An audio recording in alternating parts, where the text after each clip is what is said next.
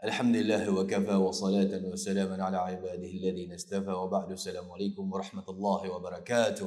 Alhamdulillah, una sa lahat, puri natin ang nag-iisa Diyos na tagapaglikha na binigyan tayo muli ng pagkakataon na magkasama-sama at may sagawa natin ang ating mga obligasyon bilang mga Muslim.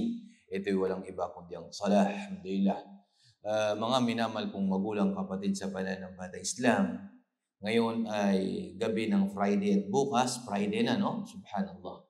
Kaya bilang pagpapaalala sa ating lahat, no? Especially sa mga kamusliman, sinabi ng dakilang tagapaglikha mula sa Banal na Quran, Ya ayyuhalladhina amanu, idha nudiya lis-salati min yawmil jum'ah, fas'aw ila dhikrillah, wa dharul bay', dhalikum khairul lakum in kuntum ta'lamun. Na kung saan, ito tinatawag ni Allah mga mananampalataya.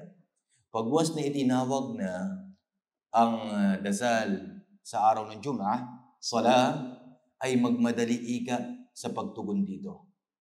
Magmadali sa pagtugon sa araw ng Jum'ah. Okay? Fas'aw ila dhikrillah. Wa dharul bay'. Iwan nyo muna kung ano man ang mga pinagkakabalan ninyo, tulad halimbawa ng tindahan, business, o anything na kung saan naging sagabal sa'yo pagpunta sa masjid. No? Yung mga bagay na yan, iwan mo muna mga bagay na yan. Bakit? Mas mainam ito kung inyong nababatid o nalalaman. Subhanallah.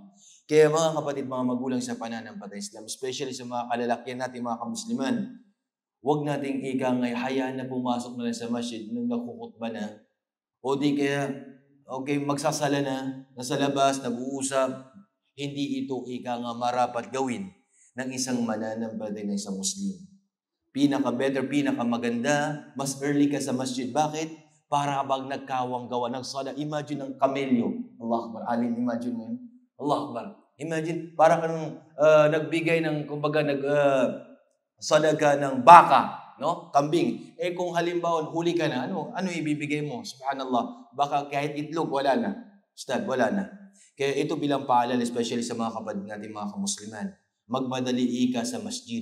Especially araw ng Jum'ah. Pagpasok sa masjid, tahiyatul masjid, kumari, magbasa ng Quran sa gilid, okay, magdikir, magdua, manalangin, gawan, kumbaga, samantalahin natin yung mga oras na yun, subhanallah.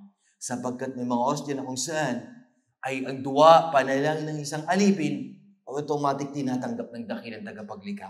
Kaya mga kapatid, mga magulang, araw ng Jum'ah, bukas, alhamdulillah, magmadali ang bawat isa, okay, ihanda ang sarili, ihanda ang inyong mga damit, sapagkat harapin ninyo ang inyong dakilang tagapaglikha. Maraming salamat. Hanggang dito na lamang. Wa akhiru da'wana alhamdulillahi rabbil alamin. Assalamualaikum warahmatullahi wabarakatuh.